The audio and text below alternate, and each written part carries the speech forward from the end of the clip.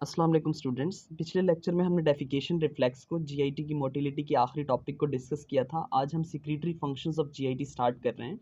इसमें सबसे पहले हम स्लाइवा को डिस्कस करेंगे, फिर गैस्ट्रिक, पेनक्रियाटिक और बाइल सिक्रीशंस को। तो इस लेक्चर में हम स्लाइवा की फॉर्मेशन, कंपोजिशन, उसके फंक्शन और उसकी रेगुलेशन को डिस्कस करेंगे।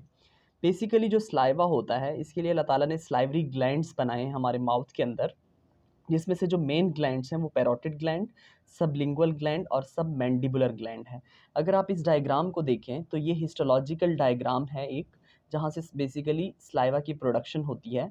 ये जो आपको ball like structure orange colour का दिख रहा है, this is called acinus. Acinus में स्लाइवा की प्रोडक्शन होती है और ये जो आपको सेल्स दिख रहे हैं, epithelial cells, these are acinar cells. इन सेल्स से स्लाइवा जो है वो फॉर्म होता है या प्रोड्यूस होता है। इसीलिए जो एसिनस के अंदर स्लाइवा होता है उसकी जो कंपोजिशन होती है वो आइसोटोनिक होती है। आइसोटोनिक का मतलब ये है कि उसकी जो कंपोजिशन होती है वो ऑलमोस्ट सेम होती है जैसे ब्लड प्लाज्मा की होती है। यानी कि इलेक्ट्रोलाइट्स उसमें वही सेम कंपोजिशन के साथ होते हैं, सेम मिकदार में होते हैं जैसे कि स्लाइवा के इक्वल टू प्लाज्मा होते हैं। अब उसके बाद यहाँ पर प्रोडक्शन हो जाती है एसिनस के अंदर, फिर स्लाइवा जो है वो आगे बढ़ता है और डक्ट्स के अंदर आ जाता है। डक्ट्स जो हैं वो यहाँ पर इम्परमिएबल टू वाटर होती हैं। तो जब यहाँ स्लाइवा आती है ये इम्परमिएबल टू वाटर हैं। अब यहाँ स्लाइवा के अंदर कुछ चेंजेस होती हैं या मॉडिफिकेशंस होती हैं। जब यहाँ मॉडिफिकेशंस होती हैं, यहाँ से कुछ आयंस जो हैं वो रीअब्जॉर्ब हो जाते हैं और कुछ सिक्रीट होते हैं इसके अंदर। तो उसकी वजह से फिर यहाँ इसकी जो कंपोजिशन होती है चेंज हो जाती है, वो हो जाती है यहाँ पर हाइपोटोनिक। उसका रीज़न हाइपोटोनिक का ये है कि हाइपोटोनिक यानी इलेक्ट्रोलाइट्स थोड़े से डाइल्यूशन इफेक्ट की वजह से कम हो जाते हैं, क्योंकि ये जो है वो डक्ट्स इम्परमिएबल टू वाटर हैं। जब इम्परमिएबल टू वाटर हैं तो वाटर की वजह से यहाँ डाइल्यूशनल इफेक्ट आता है।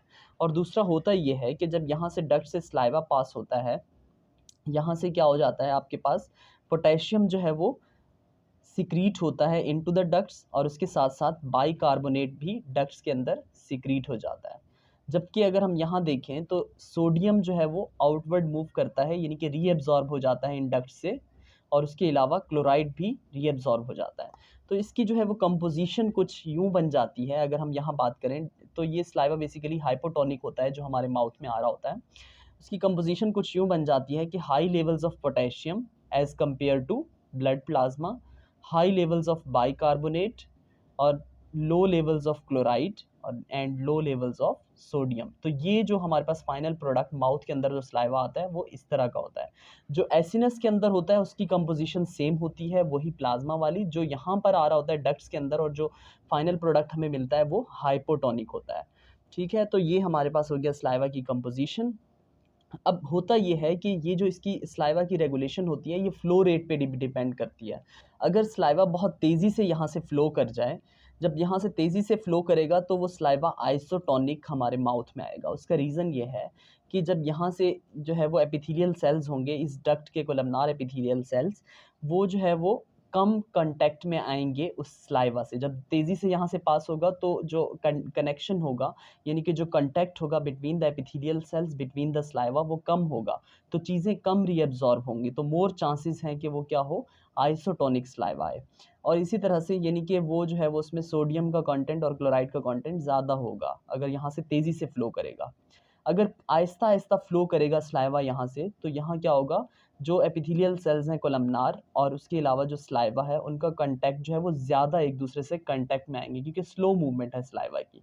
तो उसकी वजह से क्या होगा, मोर एंड मोर क्लोराइड और उसमें से सोडियम रीअब्ज़ॉर्ब हो जाएगा। तो ऐसा स्लाइवा जो है वो कम चांसेस हैं कि वो प्लाज़्मा की तरह हो, क्योंकि वो जो है वो फिर हाइपोटोनिक स्लाइवा हमारे पास आएगा।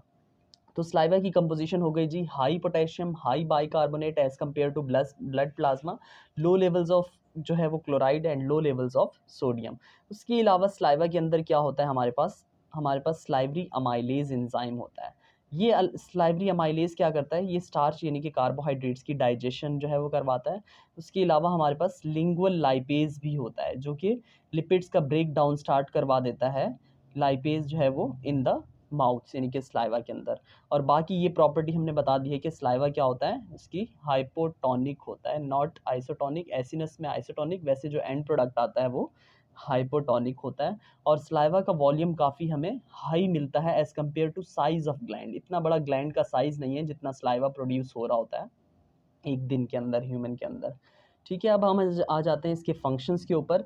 इसका फंक्शन क्या होता है, ये हमारे पास इनिशियली स्लाइवा जो है वो स्टार्च की डाइजेशन करवा रहा होता है, और उसके अलावा जो है वो इसके साथ साथ लिपिड्स की भी डाइजेशन स्टार्ट करवाता है, जैसे कि हमने बताया कि लिंगुअल लाइपेज और अमाइलेज। तो ये लिपिड की डाइजेशन भी स्टार्ट होती है। और इसके अलावा इसका फंक्शन होता है लुब्रिकेशन ऑफ फूड का। लुब्रिकेशन किस तरह से करवाता है ये?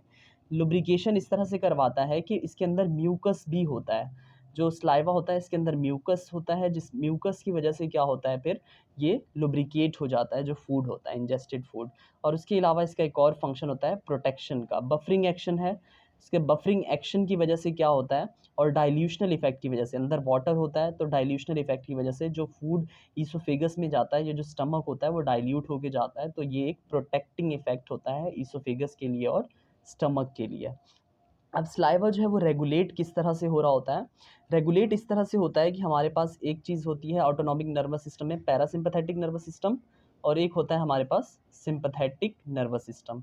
मज़े की बात यह है कि दोनों का जो है वो पॉजिटिव इफेक्ट आता है, यानी कि दोनों की दोनों जो है वो हमारे पास पैरासिम्पैथेटिक नर्वस सिस्टम और सिम्पैथेटिक दोनों जो है वो स्लाइवा की कंपोजिशन को या स्लाइवा की प्रोडक्शन को बढ़ा देते हैं। दोनों का पॉजिटिव इफेक्ट आता है। जो सिम्पैथेटिक नर्वस सिस्टम होता है, ये नॉरएपिनेफ्रिन को यहाँ से रिलीज़ हुआ और ये बीटा रिसेप्टर के थ्रू इसको स्टिमुलेट करता है, इसका पॉजिटिव इम्पैक्ट है, स्लाइवा बढ़ जाता है। अब यहाँ पर जो पैरासिम्पैथेटिक नर्वस सिस्टम आ जाता है, ये एसिटाइल कोलिन इसका न्यूरोट्रांसमीटर है, और मस्करेनिक रिसेप्टर्स के थ्रू ये भी स्लाइवा की प्रोडक्शन को बढ़ा देता है।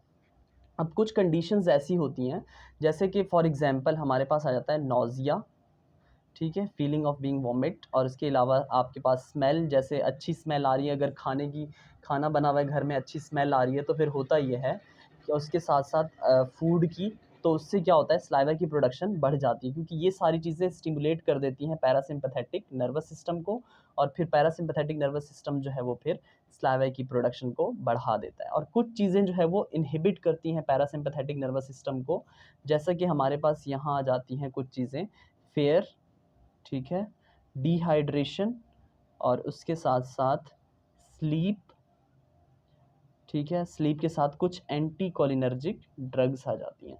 ये एंटीकोलिनर्जिक ड्रग्स में हमारे पास एट्रोपिन वगैरह आ जाती है, कुछ जो कि ड्राई माउथ करवाते हैं, तो इसका इनहिबिटरी इफेक्ट होता है पैरासिम्पैथेटिक के ऊपर, जिसकी वजह से स्लाइवा की प्रोडक्शन कम हो जाती है। तो ये हमारा सिक्रीटरी फंक्शन ऑफ जीआईटी का पहला लेक्चर था स्लाइवा के बारे में। इंशाल्लाह नेक्स्ट में हम जो है वो गैस्ट्रिक सिक्रीशंस को डिस्कस करेंगे।